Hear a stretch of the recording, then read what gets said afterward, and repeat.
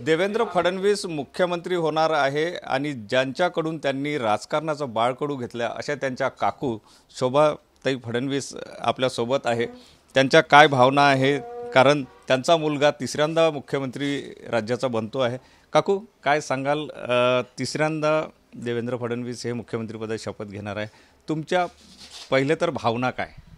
नाही, तो शपथ घेणार आहे याचा आनंद तर सगळ्यात मोठा आहे, कारण त्याची स्वप्न आहे महाराष्ट्राच्या विकासाबद्दलची आणि त्याच्या योजना आहेत त्याच्या पूर्ण करण्यासाठी त्याला मुख्यमंत्रीपद हे अतिशय महत्त्वाचं आहे आणि तो निश्चित 5 वर्षामध्ये ते पूर्ण करून स्वतःचं नाव वाढवेल हे मला विश्वास आहे। काकू, तुम्ही राजकारणात होत्या, तुम्ही अनेक वर्ष आमदार राहिल्या, त्यानंतर तुमचा राजकारणाचा मोठा अनुभव आहे। तुमच्याकडून कधी सल्ले घेतले त्यांनी एक काकू म्हणून? नाही, कधी नाही। आम्ही दोघंही जण एकाच वेळेला विधानसभेत होतो, त्यामुळे दोघंही जण एकाच विधानसभेत असल्यामुळे आपसामध्ये बोलणं व्हायचं। एखाद्या प्रश्नावर मला ग्रामीणवर बोलायचं, म्हणायचं तू ग्रामीणवर बोल, मी शहरावर बोलतो, अशा पद्धतीने चालायचं।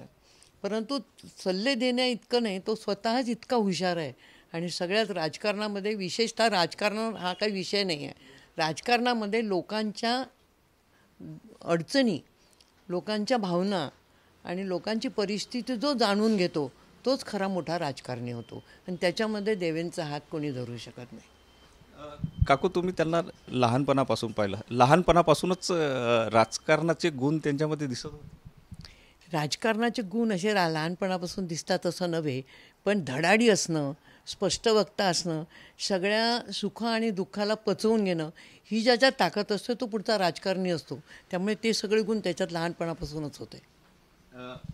तुम्ही आता मुख्यमंत्री मुलाकडून राज्याच्या दृष्टीने किंवा आपल्या विदर्भाच्या दृष्टीने काय नेमक्या अपेक्षा ठेवा? नाही, आता त्यांनी जे कार्यक्रम ठरवलेले आहेत, कारण लोकसभेमध्ये जो आम्ही झटका खाल्ला त्याच्यानंतर 4 महिन्यामध्ये एवढं चित्र बदलेल असं कोणालाही वाटलं नव्हतं, परंतु त्यांनी लोकांच्या नाड्या ओळखल्या, लोकांना कार्यक्रम दिले। आता लाडक्या बहिणी हा तर कार्यक्रम आहेच। जेव्हा मी प्रचाराला बाहेर हिंडायच्या इलेक्शनमध्ये तर सगळ्या बहिणी खेड्यातल्या मला म्हणायच्या की आम्ही देवाभाऊला मतदान करणार। त्यावेळेला तो उत्साह लोकांमध्ये पाहिल्यानंतर असं वाटत होतं की निश्चित आपलं राज्य येईल आणि 232 म्हणजे कोणीच पाहिल्या नाही इतक्या जागा त्यांनी मिळवल्या। याबद्दल त्या तिघांचंही, म्हणजे मुख्यमंत्री उपमुख्यमंत्री दोघांचंही या ठिकाणी कौतुक आहे आणि खरं एवढं यश मिळवलं हे यश 5 वर्षाकरता त्यांना भरपूर म्हणजे मदत करेल आणि मोठ्या प्रमाणात त्यांना स्वतःला लोकांचं कार्यक्रम करण्यामध्ये, लोकांना न्याय देण्यामध्ये, विकास करण्यामध्ये यशस्वी ठरतील असा मला विश्वास आहे। काकू, एक प्रश्न, शिवसेना भाजप महायुती म्हणजे उद्धव ठाकरे सोबत असतानाचं सरकार तुम्ही बघितलेलं आहे, तेव्हाच्या सरकारमध्ये आणि एकनाथ शिंदेची शिवसेना सोबत असतानाचे या सरकारमध्ये तुम्हाला काय नेमकं? उद्धव ठाकरेच्या याच्यात मूळ तर तो हिंदुत्वापासून दूर गेला।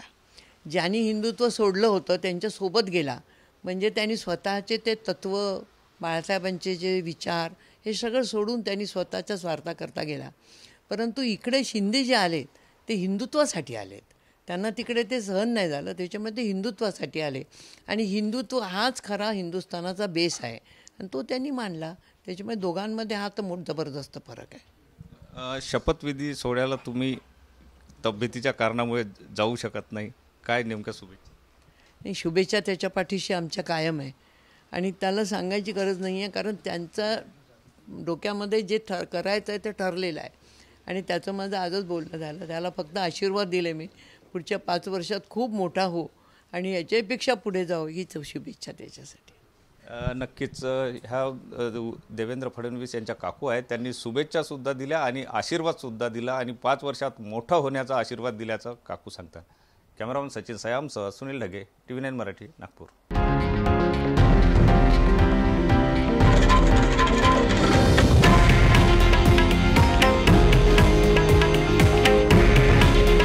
हे आहे देशातील नंबर 1 न्यूज नेटवर्क आणि आपण पाहत आहात TV9 मराठी।